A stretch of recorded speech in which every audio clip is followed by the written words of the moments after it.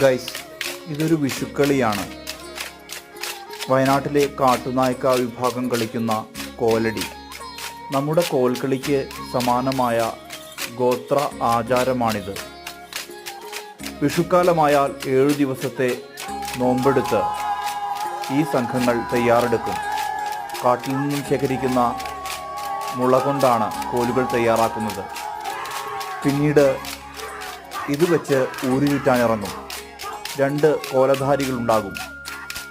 ഒന്ന് കോമാളി, മറ്റൊന്ന് ചൂള. ശിവപാർവതി സങ്കല്പമാണിത്. ഇതിൽ ചൂള സ്ത്രീവേഷം കെട്ടിയ പുരുഷനാണ്.